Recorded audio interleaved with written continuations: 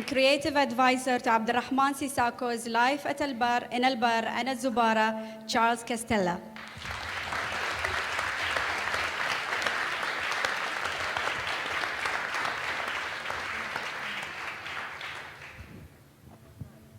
Thank you all for joining us today. Before we begin, a couple of housekeeping items. Please turn your cell phones on vibrate or silent. I will briefly mention the galleries in the museums and the art films, and then we will open, after the discussion with the panelists, the discussion also for the audience if you have any questions.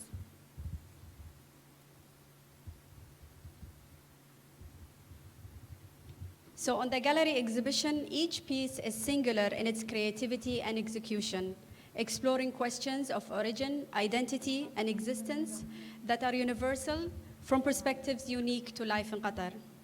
Marking our place in the cosmos, The Beginnings takes you on a journey through the marvels of space and wonders of creation, revealing Earth and Qatar as it was hundreds of millions of years ago. Land and Sea journeys across the unique and diverse habitat and species of Qatar, delving into hidden places and species. It reveals a magical unknown country from desert to sea. Archaeology moves back and forth between the macroscopic and the microscopic aerial journey across the Qatari landscape, searching for and exposing the hidden history of human occupation. Life in Al-Bar illustrates intimate family and community relationships in the northern desert of Qatar between the 1950s and the 1960s, in the reimagining of a day in the life of Bedouin family. Centered around one of Qatar's most significant historical sites at Zubarah, tells the story of life in the old coastal city, mapping the traditions and daily lives of a nation in a changing world. Nafas tells the story of pearl divers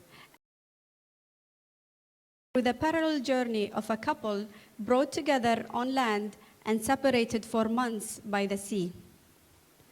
Depicting a monumental battle of the founding of Qatar, Shadows of History recaptures the story of a man who united tribes under one flag to create a nation, a people that became one in order to defeat an enemy marching towards them from the south. The Coming of Oil explores the historical legacy brought by the discovery of oil, a turning point in the history on the development of present-day Qatar. Alchemy celebrates the vision of the father Emir Sheikh Hamad bin Khalifa Al Thani of Qatar's development of liquid natural gas as a resource for the world in a poetic form. Amazing exhibitions, and I'm sure a lot of you have already been through some of these exhibitions and saw some of these films, and now we have the honor to be speaking to the creators of these films here with us today.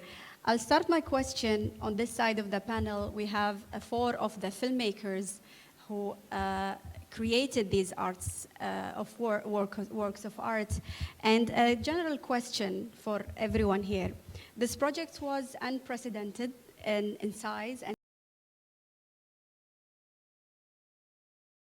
actually in a museum.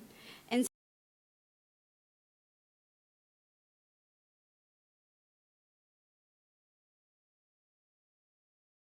as a director, Mira, you want to start? Firstly, it's a great pleasure to be here, and it's extraordinary to see finally the film in the way it was supposed to be. Are you hearing me? Yes? Should I? Is the volume working? Yes? Yeah, No? Yeah. Okay. So it's a great honor to be here and to see the work that we have done actually over years to finally be on the screens, in a sense, of this museum. And it's a great honor to feel like I was part of a national museum. As a child of colonialism, you know, I come from India, and we suffered 100 years of the yoke of the English. And fortunately, I was born after that time. And I vowed that what colonialism gave us, which was always to have an intermediary between our culture and who spoke for it. And that is why, pretty much in hindsight with all my work, I feel like if we don't tell our own stories, no one else will tell them for us. And when I was asked to be one of the artists to bring any chapter I was asked to choose, I chose pearl diving because there was an enormous connection both between Qatar and this region and India. When pearls were cultivated and brought, they were sold often in India. And I had many stories in my family of pearls coming in to India, and also the language of the maritime trade routes. The language I found in Qatar while I was shooting was a mishmash, was a real coming together of Urdu, of Arabic, of languages that were made into a melange that I could understand and I could communicate. In fact, I had many hilarious encounters with 300 pearl divers on the dhows when I was shooting, and I would be on a microphone and I would talk to them and I would say, now turn left, and they wouldn't turn left, and I would say, if you don't turn left, I'll come and marry you, and then they would immediately turn left. So I had, even the jokes were very much from my culture, at least I thought so, and it was a feeling of coming home. But the reason I accepted and wanted to do the pearl diving episode was because I really felt that, I'm also somebody who is involved with the yogic sort of situation, the yoga, and the essence of the pearl diving industry really was about the dance of breath, which is why we called it nafas. Nafas is breath, as you well know, but it's about how primitive and simple and extraordinarily masterful a pearl diver had to be with just a peg in his nose and a stone in his foot to go down to the bed and to get the pearls and come back up without losing his life, in a sense. And so I asked my favorite student when I was teaching film back many years ago in Colombia. My favorite student was Anne-Marie Jassim, now a great Palestinian director and writer. I asked Anne-Marie to work with me to make the script. And we called it Nafas, and we called it, the interesting thing about pearl divers was when they went to sea for 4 months in the pearling season, the villages and the habitats that they left became an entirely female universe. And that was what was interesting, is the sort of dance between the male world and the female world, and the dance of breath being the duet, in a sense, between the two. So we invented a story of a pregnant woman whose husband goes to sea, and how, as he struggles for his breath for the future of maybe their child, that the woman struggles for the breath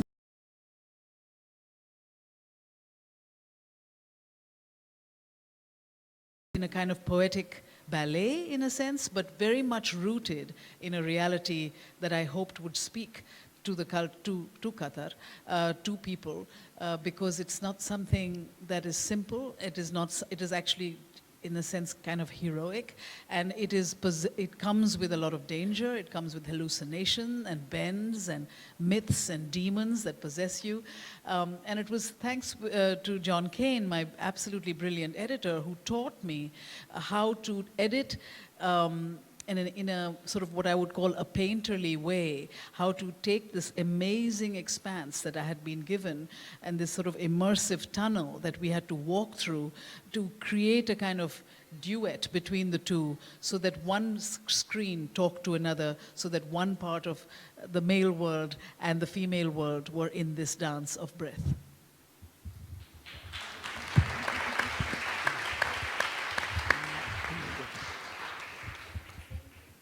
Same question, a different answer, I hope. When I won't. Thank you.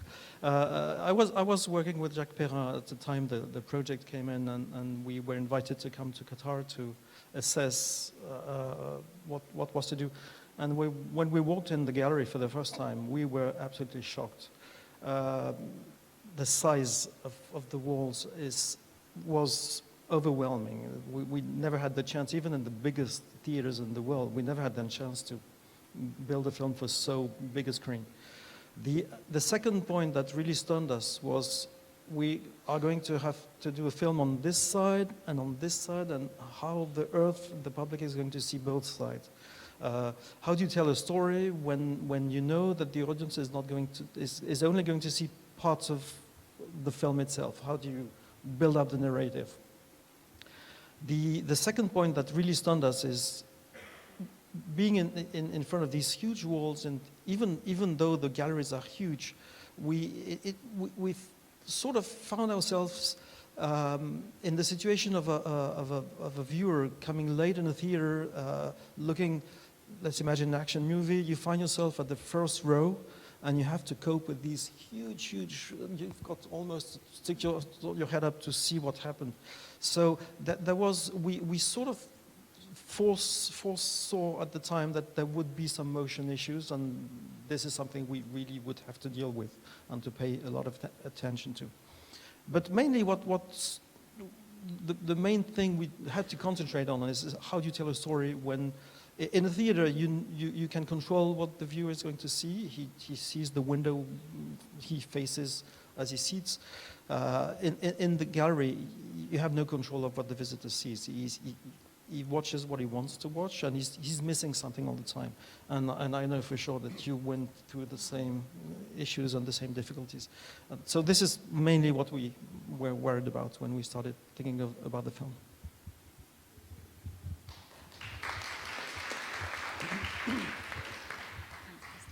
Aren't you going to talk about the creative process, the creative bit?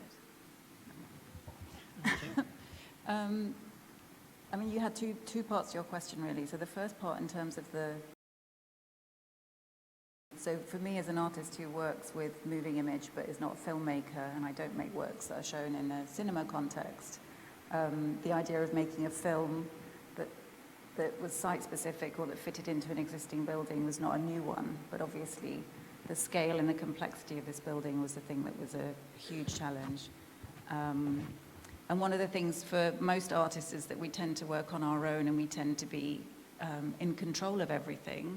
And so working in a context like this and a scale like this means that you have to collaborate in a very different way. So for me, one of the most extraordinary things about doing this project was just the scale. I mean, I know in relation to some of the more cinematic films, like maybe Mira's, we were working on a tiny scale, but as an artist project, this was enormous. So, we had the entire production team of the DFI. We had, fantastic researchers providing my own producer, my editor. I worked with the usual, the director of photography that I normally work with, Nosky DeVille, but we had to have a much bigger team to support her. And because the film that we made was combining aerial footage with really, really high resolution details of some of the archaeological artifacts that were going to be in the exhibition, we were having to work on a tiny, tiny scale and then on this enormous scale, and to combine those two things. And from a more creative perspective, one of the reasons why I was interested in doing this project was because I've been interested for many, many years about the in the way in which the desert has been represented in Western art, and the Orientalist idea of the desert being an empty, unoccupied space, and how much this has influenced the politics of the region, as well as the way in which it's represented in art and culture. And I'm always interested in trying to occupy that space somehow with a presence of human activity. And one of the things that always upsets me coming from Iraq is the way that people assume every Middle Eastern country is desert, that there aren't mountains or river valleys, or that there isn't a variation in landscape. And one of my preconceptions of Qatar was that it's purely desert. And then when I actually looked very closely, because Qatar is such a tiny country, I discovered mangrove forests on the shores, which I didn't know existed. I discovered areas where the sand is a beautiful purple or pink color. There were limestone cliffs that I didn't anticipate. So even in this tiny space of desert, I found even myself, in a sense, perhaps having had a preconception of it, which was maybe even Orientalist in itself. So it was kind of a revelation for me that even I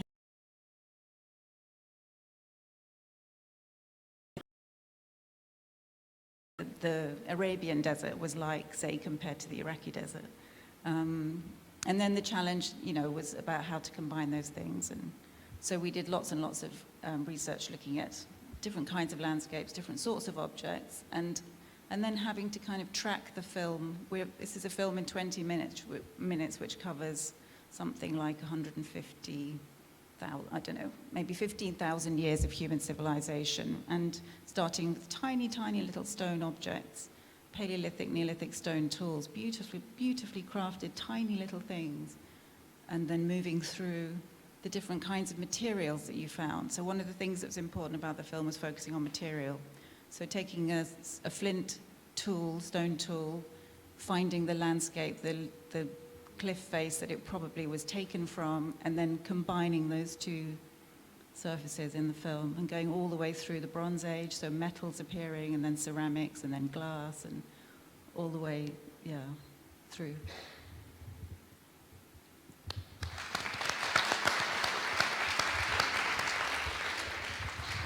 I would like to echo what Mira said before about this is an extreme honor to be here, to create a new work for a brand new museum, particularly for this country, this nation, and these people.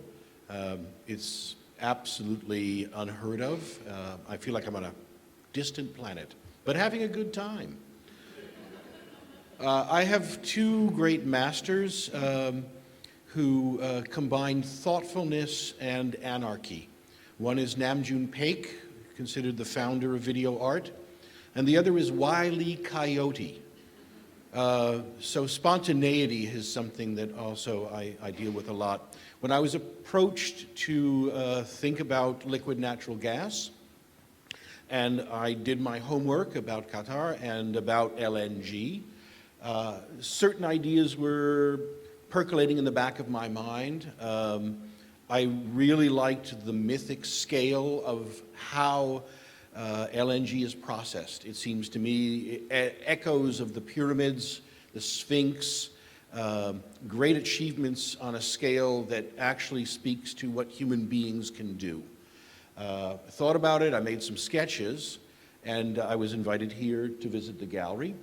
And in 30 seconds, the entire work jumped into my head, because the way the museum felt, the overlay of how I anticipated crowds being in the environment,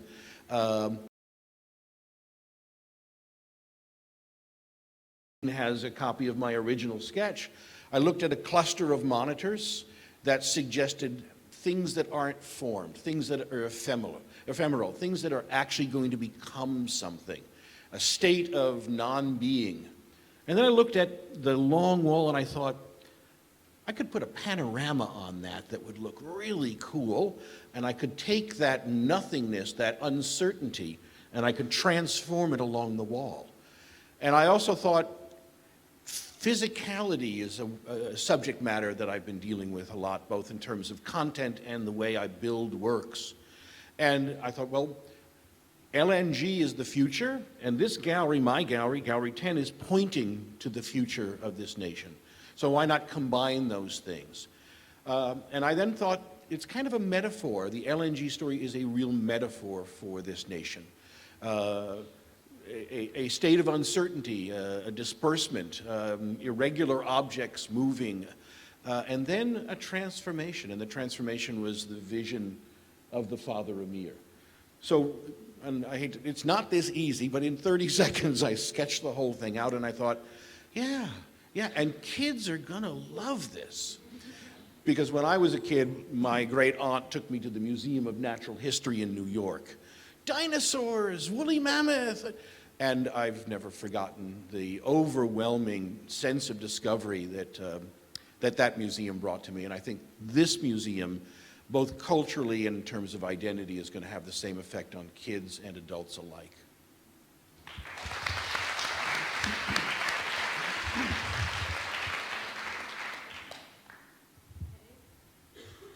Thank you.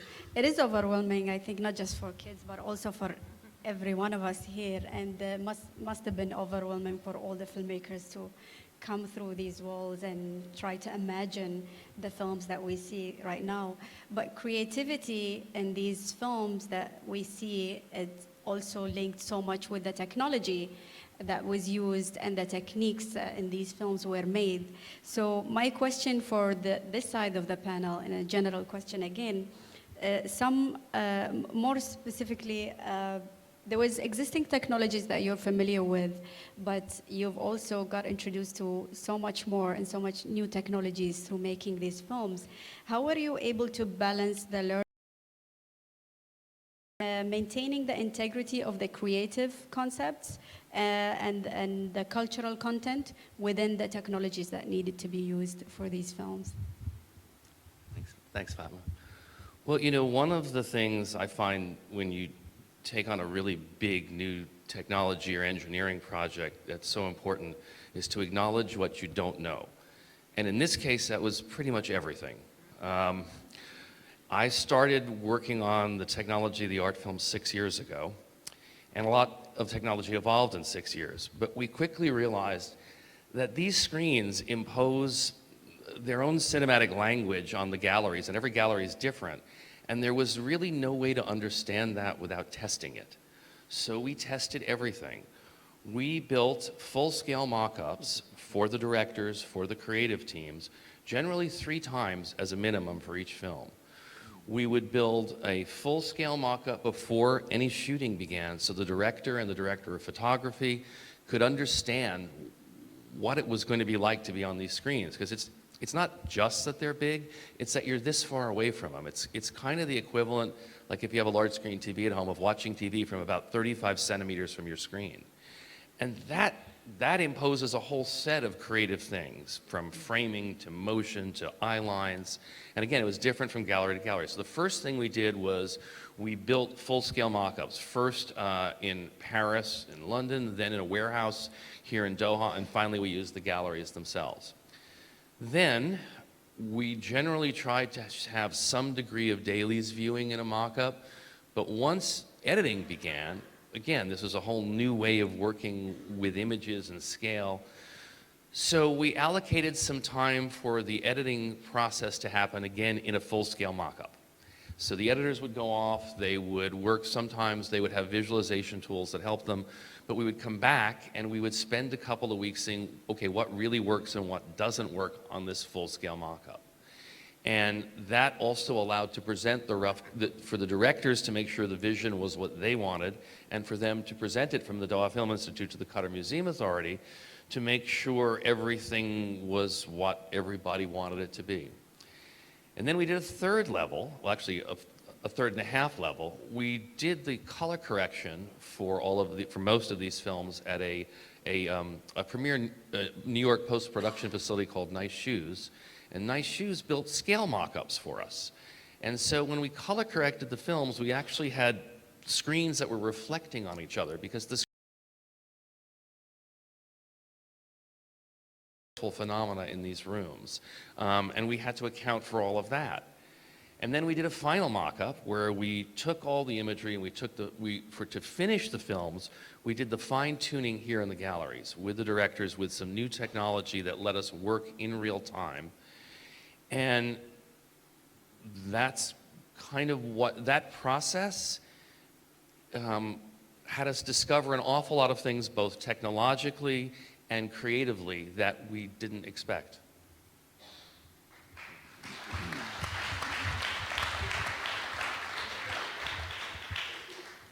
I just want to say I too am very honored to be here and involved in a project of this scale and level with the people that are here. So thank you, Fatma.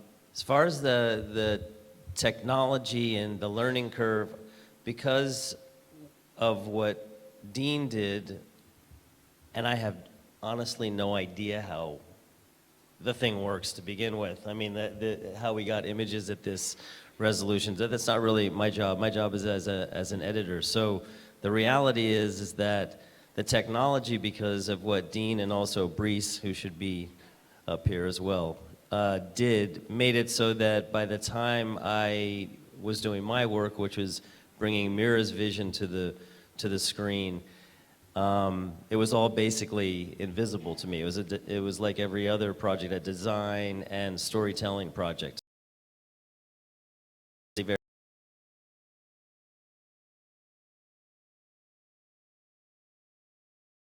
a frame inside of which pictures play, and an audience experiences those in an environment where as many distractions have been eliminated as possible. There's a beginning, there's a middle, and there's an end. These films don't really follow any of the basic rules of cinema. They're looping. We don't know when people are going to show up or when they're going to leave. There isn't one rectangle that a person can see in their field of vision at once. Like Dean said, often in most of the galleries, the screens are too big for you to take in your field of vision all at once. So really, for me, it wasn't the technology, but it was the tools and the form that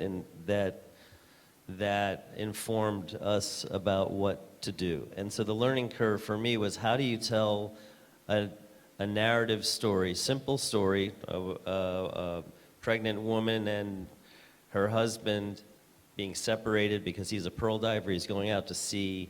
The baby's born while he's gone, and he comes back and meets his baby for the first time. And meanwhile, we see what's happening at sea, and we see what's happening at home while the...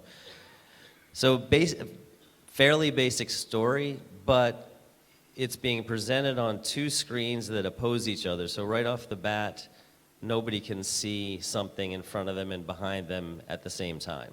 So that's the first sort of common sense thing.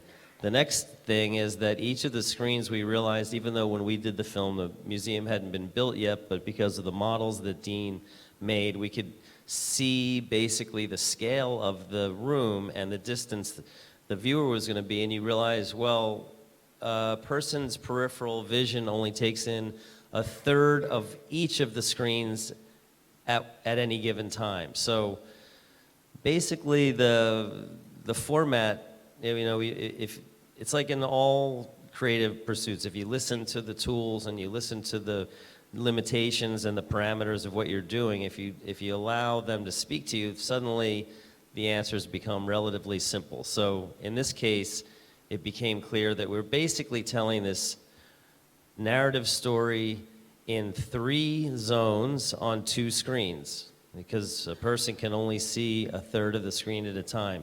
So then you have to decide, all right, well, how are we going to do that? Are we going to just repeat the same thing on? So that's, you know, creatively kind of boring. So luckily, Mira somehow had the foresight, because when you shot the film, the design of the room was not really that well understood, but she had the foresight to shoot a lot of material. Yeah, it's a 10-minute film. I think there's 100 hours of footage. So at first I thought, all right, well, that's kind of crazy. But in the end, what it enabled us to do is tell the same story in 6 zones at once, cycling through. So no matter where, so if somebody came in and just stood looking at one screen and didn't move, they would get the story, or if they moved around, they would get the story. And we could make this circular kind of rhythm of telling basically the same part of the story 6 different times at once without having to repeat material. So that's basically what's happening in that room.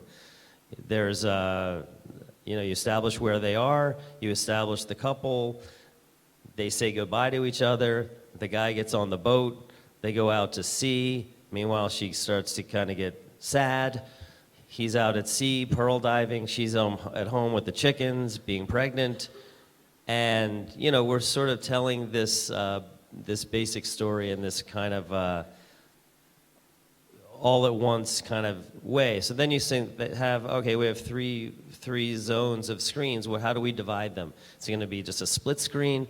That seemed very stiff for the story because it's about water, and there's a very kind of, you know, emotionally kind of fluid feel to this, to the film. There's 2 worlds. There's a home world, there's an away world, out at sea world.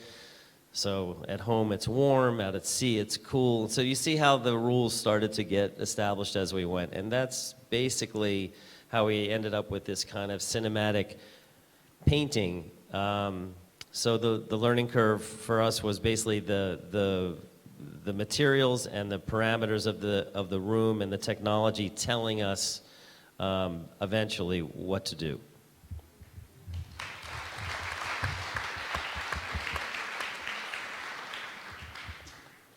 Merci. Donc Abderrahmane Sissako n'est pas là, je vais essayer de le représenter le mieux du monde.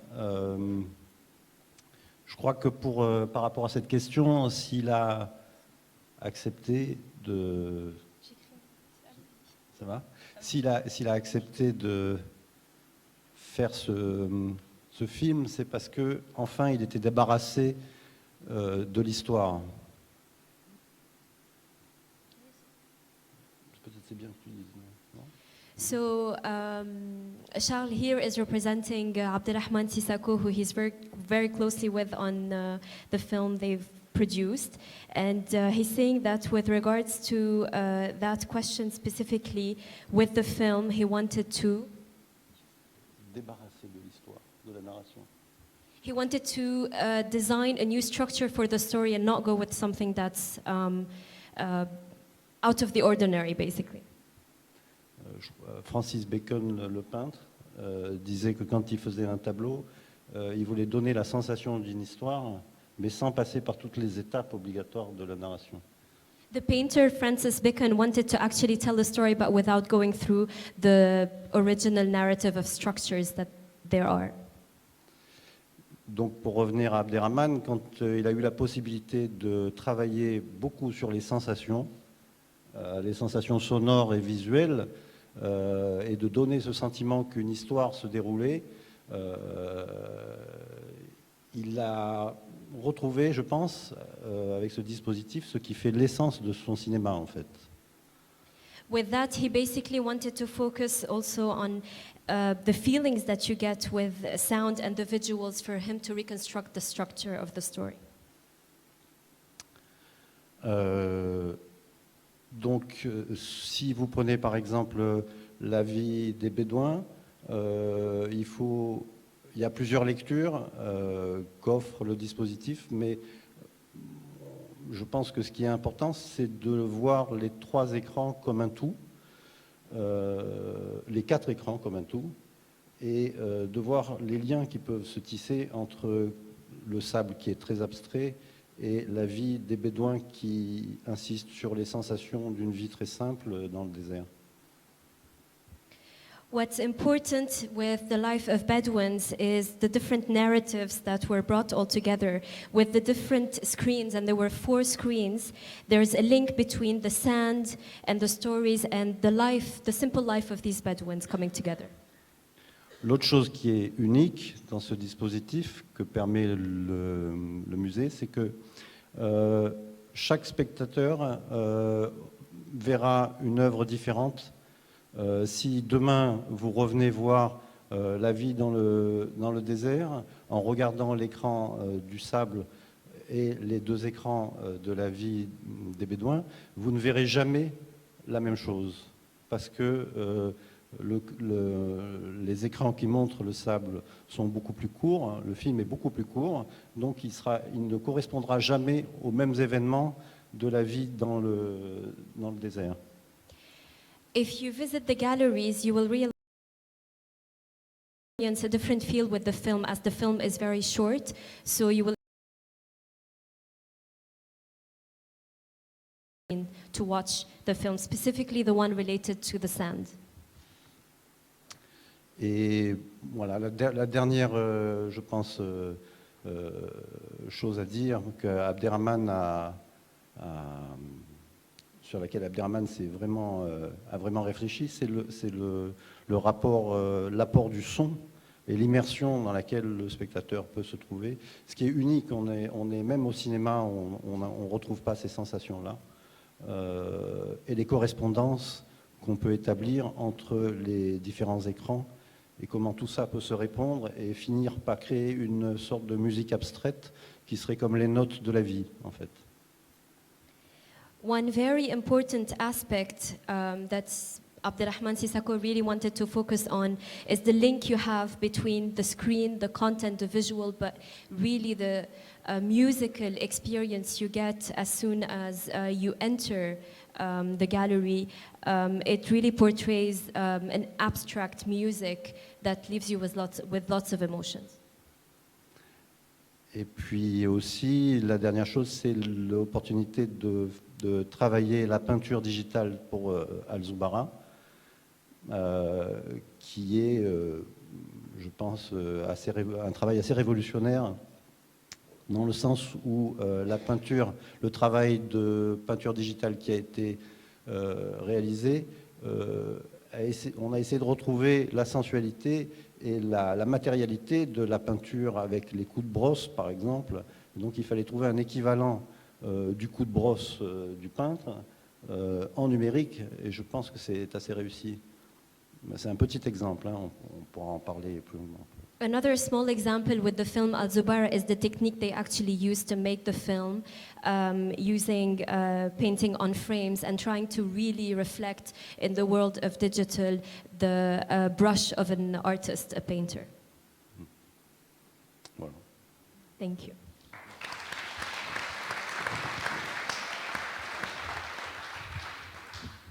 Thank you. Now we've seen a little bit and learned a little bit more about these amazing films and how are they made and how they created.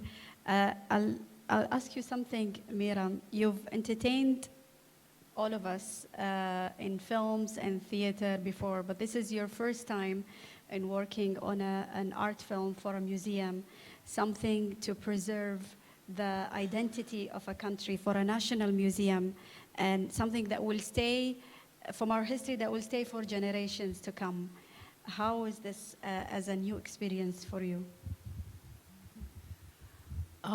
It is the first time, it's in fact the only time, and I was very inspired and challenged because what Jean Nouvel has given us is this extraordinary space and in fact demanding a new technology to inhabit that space. So for instance, when we got the models of the actually three screens, it sort of needed the cameras. We actually used for several epic kind of shots, we stitched three cameras together. They were called the stitched camera, you know, where we literally had three cameras set up next to each other to try to capture the highest quality of the widest frame.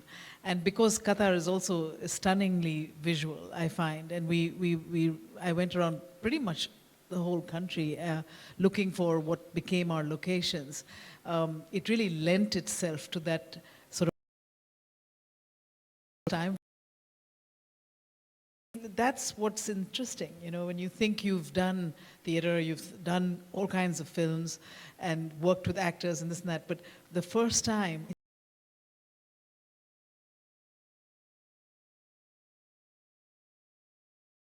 energized by understanding how this technology would transfer. A lot of it actually, in terms of what John Kane was saying, you know, is how do we create a dialogue between two screens?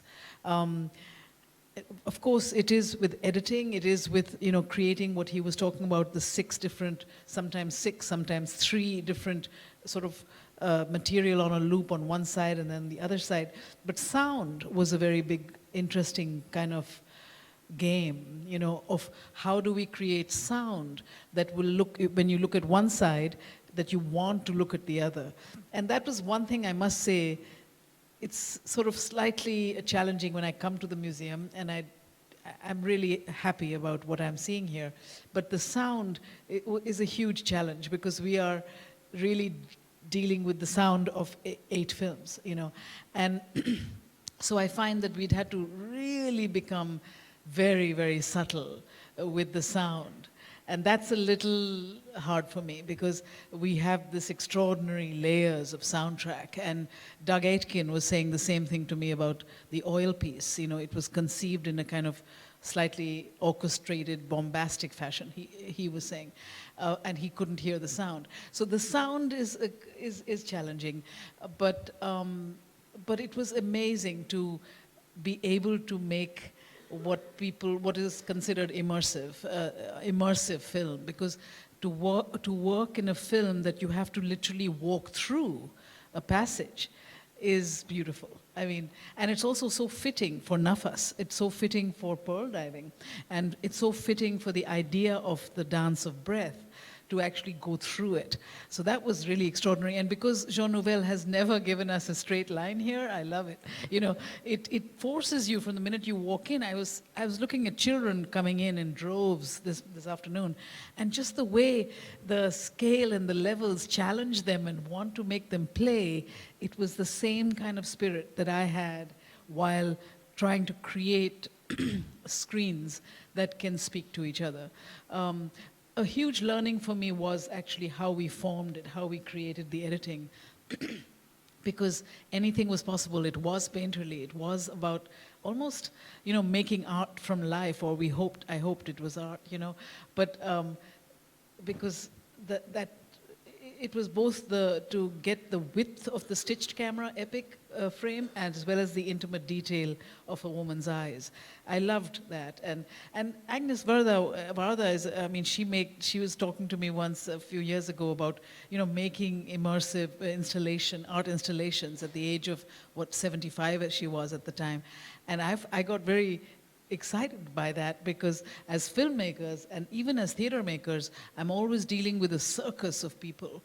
And of course we had a circus while we were shooting this, but it's so extraordinary to be able to think that one could make film of all kinds of forms for as long as, you know, like as long as she did. And I felt like, okay, now this is my first step in making immersive films in an art environment like this one. And this one is, of course, deeply moving to me, because it's about a country, it's about a culture, it's about a nation. And the fact that this film will be always there is I haven't even computed how moving that is. Yeah. Thank you.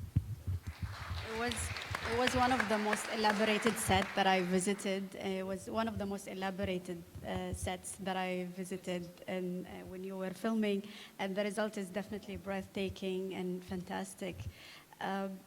Christophe, if I go to you, you've worked in documentaries, and what did you find most challenging in working in CGI in Gallery 1, which is a completely CGI environment, and blending the two-way that was seamless and believable between documentary and CGI? Thank you. We were in the middle of G2 production when I was offered to start thinking about the film for Gallery 1. And we were struggling with huge difficulties, technical difficulties, and going through wildlife shooting is something very peculiar. It's nothing to do with fiction. You basically have to sit and wait and be very, very patient and start again and start again and start again. And Gallery 1 was a very, very critical place. Lots of tensions, lots of ideas thrown away. It is the first gallery of the museum. This is the one that sort of sets a pace, gives a first impression. So there was a lot of anxiety around this gallery. And the other thing is the gallery is about the origins, it's about the beginnings, so it was more about concepts, philosophy, than about anything concrete or peculiar, anything that would have to be filmed. Because we're talking of ancient times, of course it was out of the question to go and film anything. So we had to start thinking about creating some images in a more modern digital way using CGI. And as a filmmaker who comes from the film stock era and has been doing live shooting all my life, I was sort of not angry, but I was really desperate to have to go to the CGI world. It is our future, undoubtedly. For a filmmaker, the CGI image is usually very, very clean, very clinic. And we were going to talk about ancient times. So how would this work? And to start with, what would we start filming? Being a film about origins and creation, it was almost difficult to come up with a story. So we decided to try to imagine some glimpses of the past. And we had this idea of what if some people left safety cameras all over the place millions and millions years ago, and we bumped into very old footage, and we got this footage out of these cameras, and most of this footage was destroyed, but some had. What makes an image looks period? What is it that convinces a viewer that an image is real? And we went thinking about that, and one of the keys we brought was mistakes. As soon as an image is perfect, as soon as a camera move is without any defect, as soon as the lighting is too clean, it looks fake.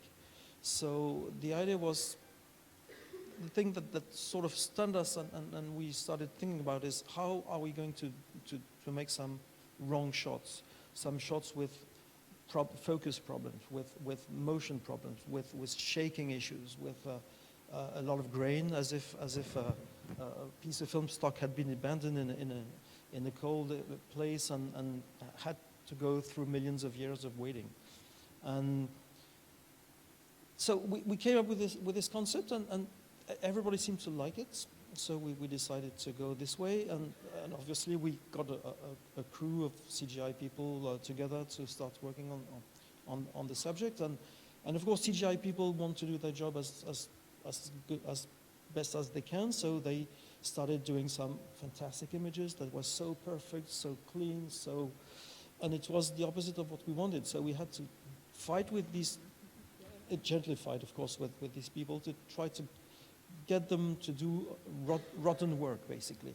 We want the shots to be dirty. We want the shots to be wrong. We want the focus to be, things to be out of focus.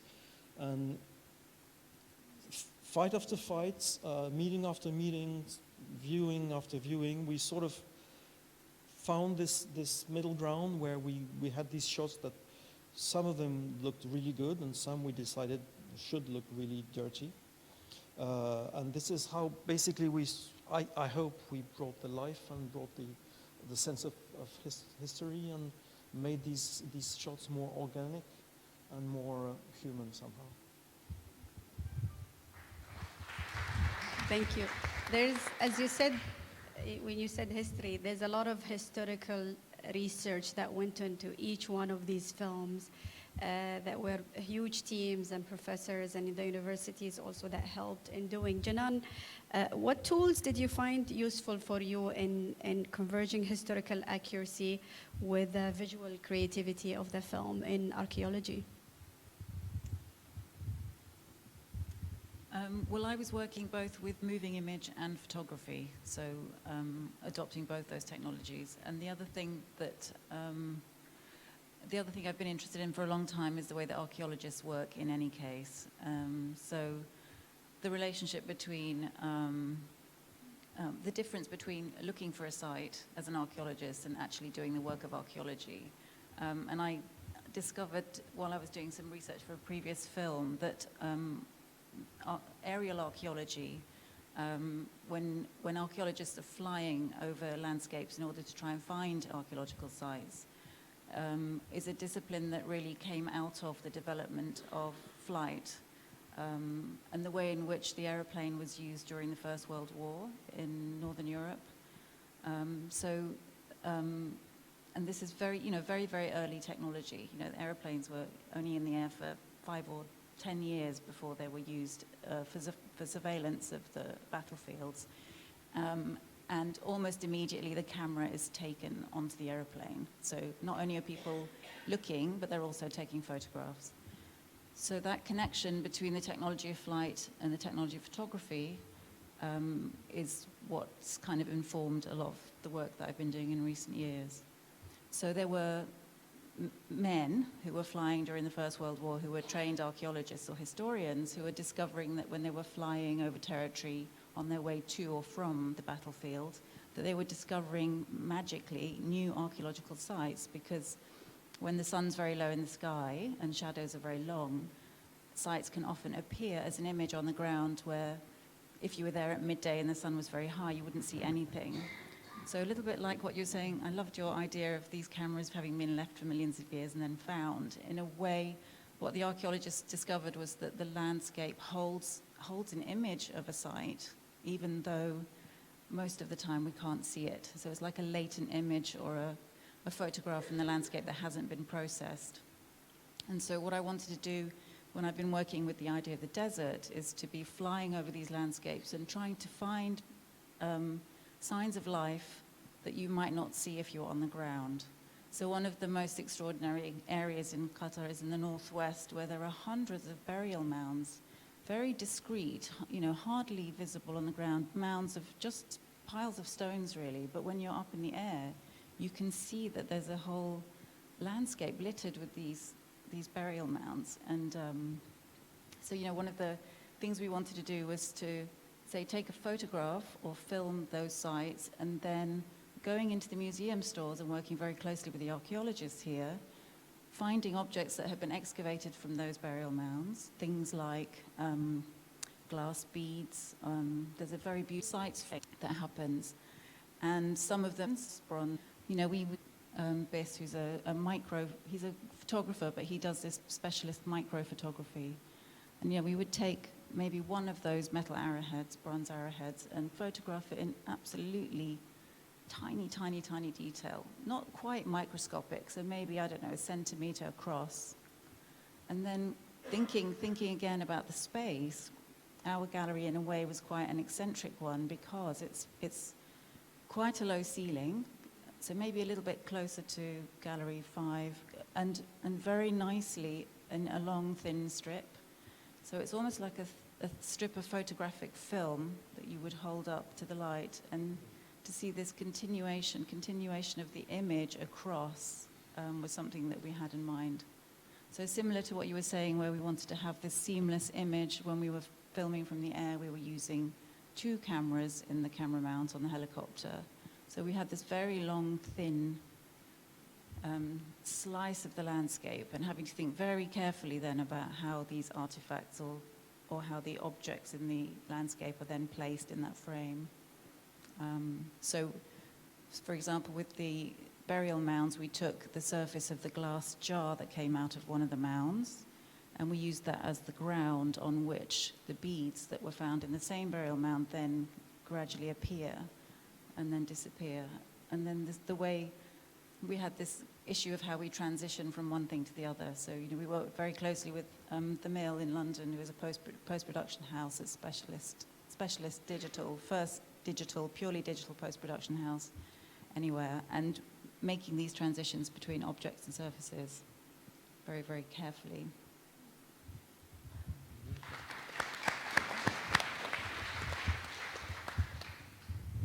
One of the amazing things in this museum for me and through these films, that I've seen things in Qatar that I couldn't see before, I didn't know existed, or I'm not allowed to go in and see, like the Ras Lafan and the LNG exhibition, Alchemy.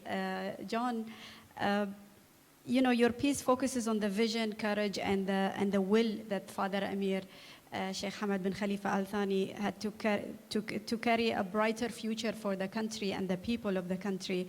How was your knowledge and understanding of the country and culture transformed through the process of making this film?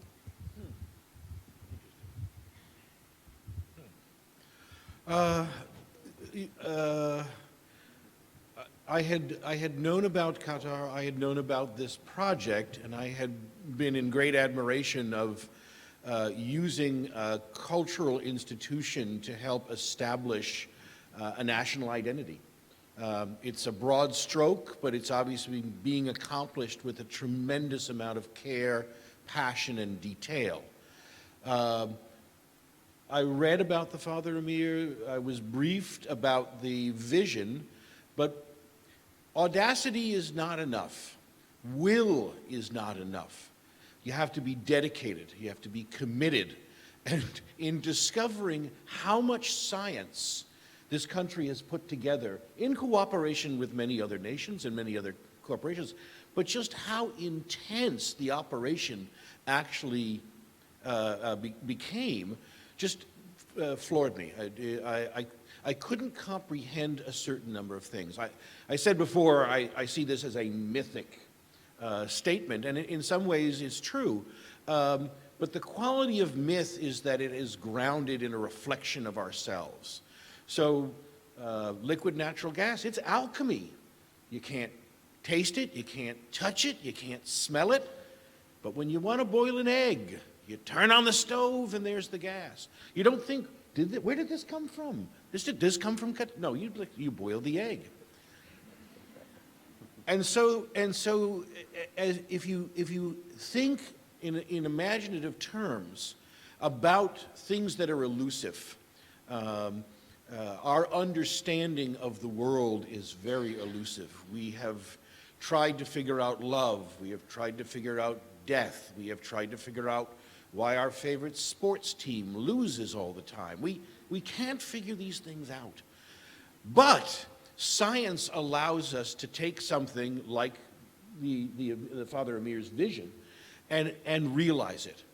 And so when I looked at the process and I looked at the 3 big stages, you got to get the gas, you got to refine the gas, you got to then chill it so that it turns into a liquid. All right, you're going to make a gas into a liquid? Anyone? And then you have to ship it around the world, right? So you've got 3 enormous mythic situations.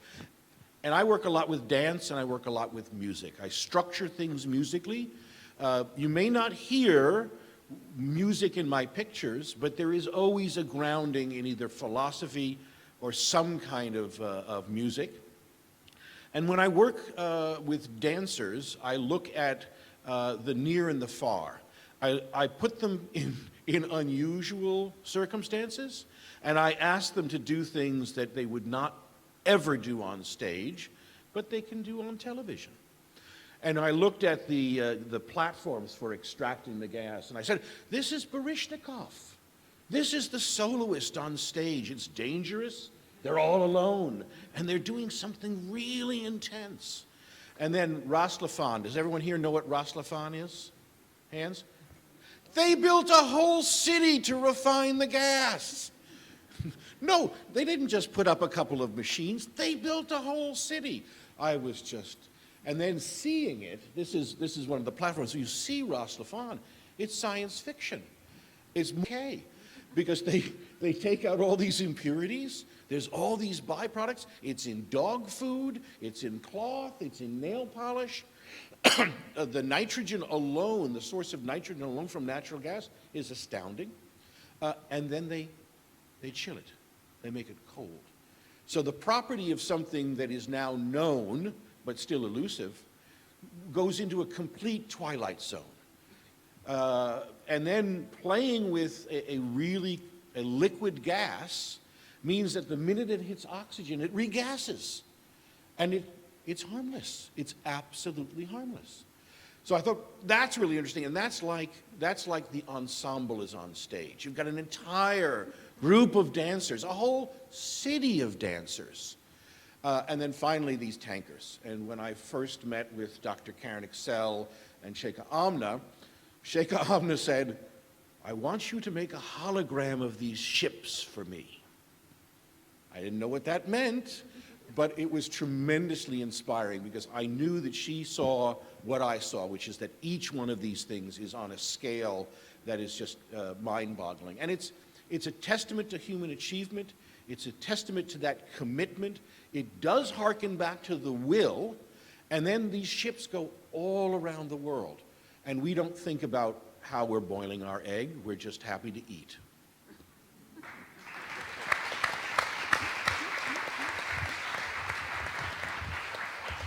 It is fascinating, and like we said, this is was the vision of the Father Amir. And across your gallery, across your film, John, there's another brilliant piece of art that 2 local Qatari filmmakers have made about a portrait about Father Amir. One of them is here, Roda Al-Thani, and another Amal Miftah. I encourage you all to go watch that film also. It's a 10-minute portrait of the Father Amir, and it's beautiful. Talking about Cinema-Scape in a museum, Dean, the scale of this entire project is mammoth, as we've seen. And just a quick info, 21.54 billion screen pixels per second. I know you love this fact. And the use, and the use of 112 4K projectors throughout the galleries, to name just a couple of unprecedented statistics. Can you give us some context to how that compares to what we're used to and normally see in a cinema or gallery? Well, yeah, the 21.54 billion pixels per second is a good one, because if you go to an IMAX theater, you're seeing about 200 million pixels per second. If you've got a large screen HD or a 4K monitor at home, you're seeing about 50 million pixels a second. So that's an unprecedented amount of data. There's 179 bespoke servers. We've been working with a company named Immersive, now called Real-Time Environmental Systems, for all these 6 years, and they've built these servers that let us push out that amount of data into these rooms, which is unheard of. There's also 308 discrete audio channels in the museum.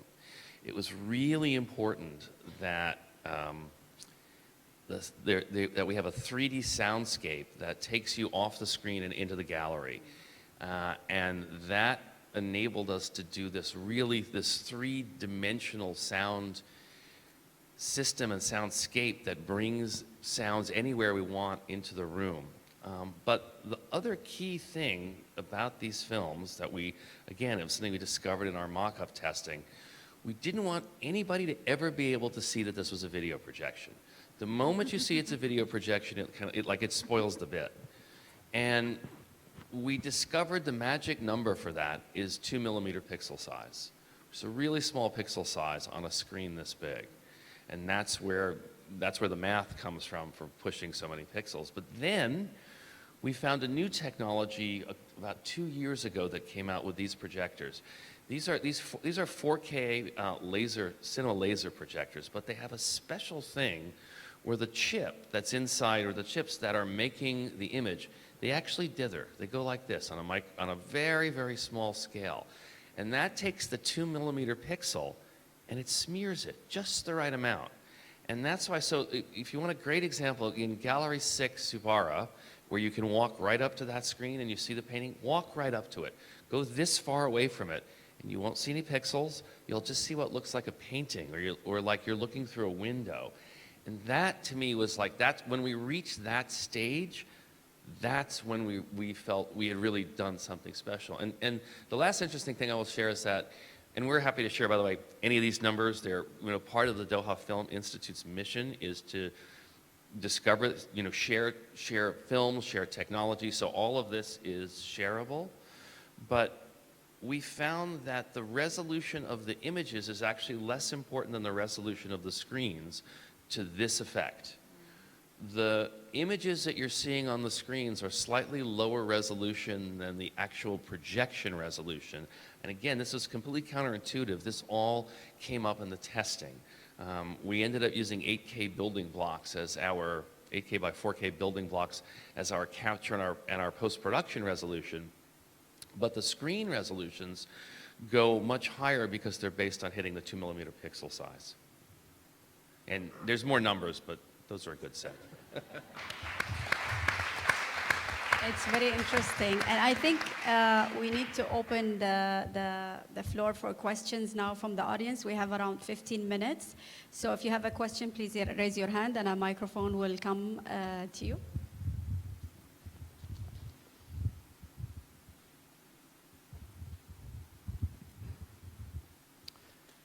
Thank you for everything. This is amazing.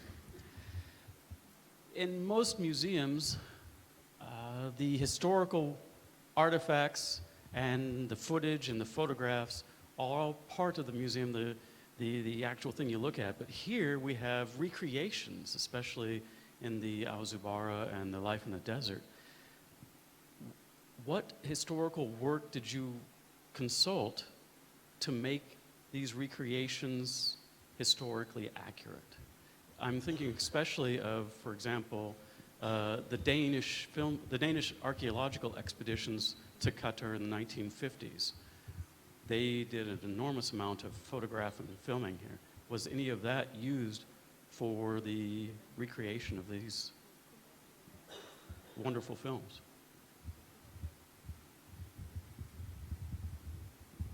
Pour la vie dans le désert, Abderrahmane est un fils du désert. Je pense qu'il y a des sensations qui lui sont très familières. Donc, il s'est un peu renseigné, il a étudié la culture bédouine qatari, connaître les codes, connaître le rôle, par exemple, des femmes qui s'occupent plutôt de construire la tente, mais il a trouvé plein de points communs avec lui, sa culture personnelle, et surtout, ce qui est important, quand on restitue comme ça la vie, c'est de restituer l'intimité, la familiarité, et c'est ça l'histoire, en fait, en réalité. C'est ce qui constitue l'histoire, c'est l'histoire des sensations, et là-dessus, je pense qu'il a réussi. Il y a eu un vrai geste artistique. Et donc, ça va ou pas? Okay, so for Abderrahmane Sissako, when he came and he did his research, initially he also comes from the desert, so he had to learn a little bit more about the Qatari culture.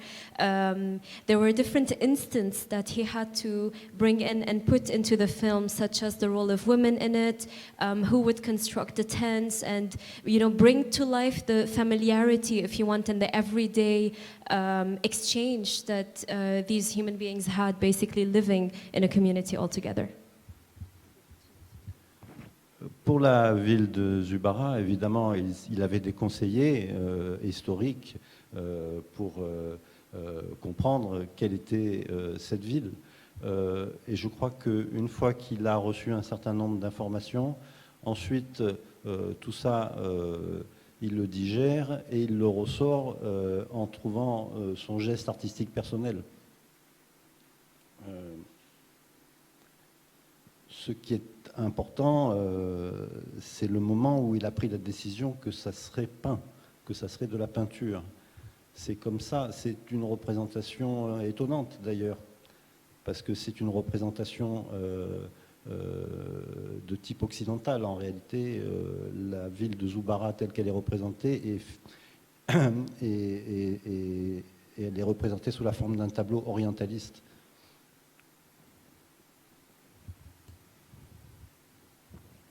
So the first answer was regarding,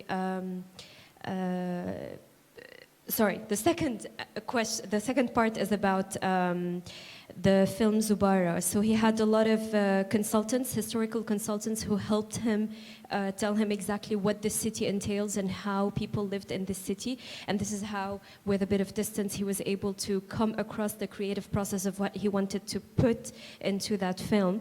But the most important aspect of it is when he actually decided to use a different technique. And that is painting the different frames he had, because it's very common in Occidental worlds to use that, whereas he was actually portraying an Orientalist image of Zubarah.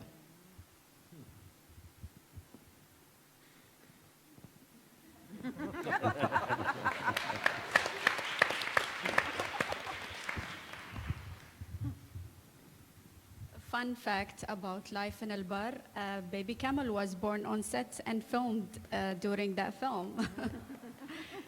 When you see it, they waited a few days for that to happen.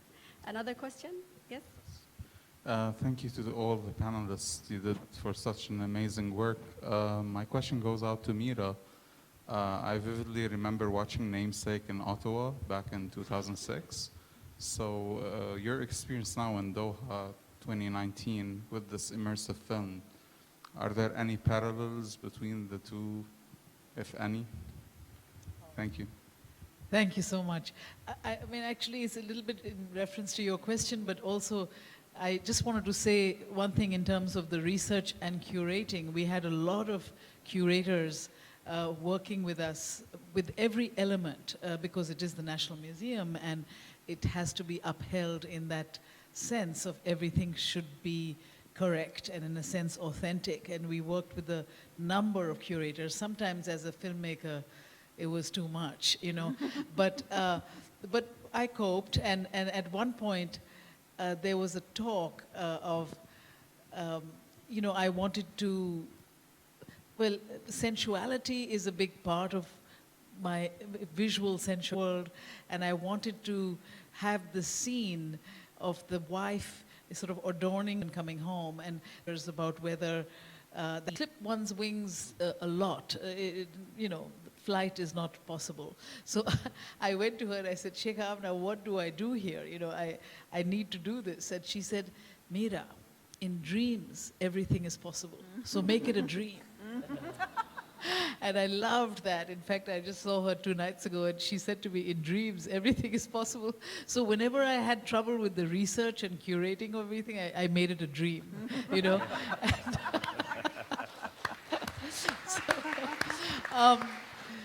So actually, I wanted to say this as a tribute to Sheikh Amna, but it is actually something that is related to your question, because I work like that. I work out of a very, something has to get under my skin in order to make images, in order to create emotion.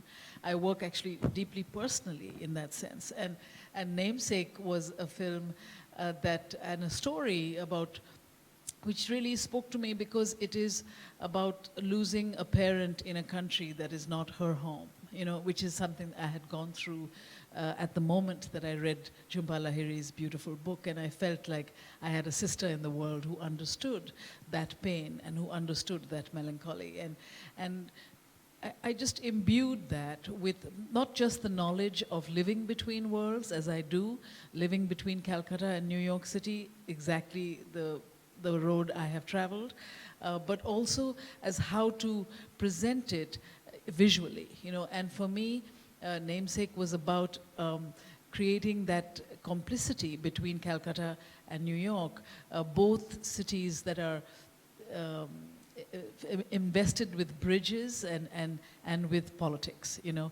And once I got to understand how to evoke that subliminal, that seesaw that happens for many of us who live between worlds, where you can look out of your window in New York City and instead of the Hudson River, see your garden in Calcutta, that is the strangeness of what film actually can evoke sometimes more powerfully than the written word.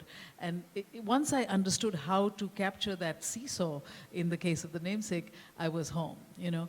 And it's actually the same idea with the Nafas here, because unless you relate to that, you know, I was saying to Janine, I mean, her work in archaeology was for me like a meditation. You know, I was just, it was transformative, you know, to see the macro and this micro thing, and then to see the actual object. I mean, this is the great artistry of this museum, is all that is possible in one plane.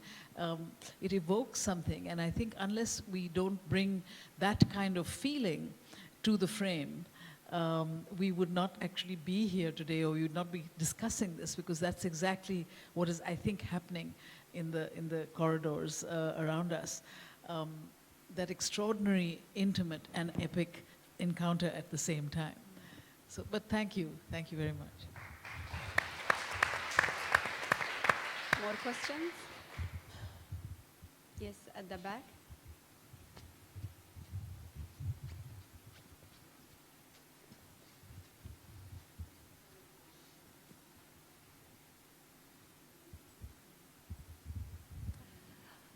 Hi. I know that museum is just opened, so it's cutting-edge technology. At the same time, I know technology is developing very fast. And what I saw in some museums in North America, they're bringing a lot of virtual tours, some kind of holograms, which doesn't exist here. And I'm just curious experience for people who come here with the new technologies, and whether the rights for the footages that you've done belong to the museum, so that they can, in the future, have other specialists to come and recreate some kind of virtual reality experience with the same images. I I can answer for the second part. Yes, the rights for the footage is all belongs to the museum. But do you want to? Sure.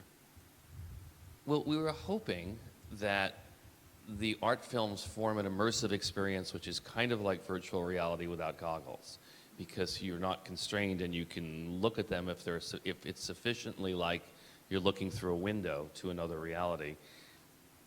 I can't speak for what else. There's a large component of interactive and digital media that the museum is developing that we're not part of, but it's pretty remarkable. And I think that's going to keep evolving as the museum just goes on and evolves. Our mission from Jean Nouvel was to create art films and to make those art films as immersive and special as possible. But I mean, if you look at the level of engineering of this country that goes on in this country, look at the commitment and the budgets and the way they approach things here, I'm pretty sure you'll see a lot of things evolve in this museum. You don't need to, I can do it without the microphone. Stand if you would.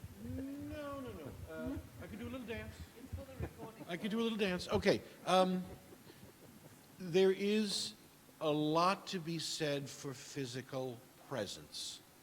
The building itself and its unusual nature makes you rethink your relationship, number one, to architecture, and number two, to a museum. It happens in here as well as it happens here. Gravity is an amazing thing. And when you are walking up, down, around an environment created like this, and engaging and being engaged by physical things, oh, that rug, oh, that dress, oh my goodness, that big mask, there is something to be said for really accepting that. And I think what Dean referenced is in each brief, I think the DFI and the QM really talked about a real and tactile experience. This museum is going to provide a level of detail for people that's going to demand they come back, that they're going to become great fans of actually touring through the museum, and there'll be temporary exhibits. But that physicality is something I do not think we should underwrite right now. Virtual reality is great to go places we cannot go. Be here now. Yeah.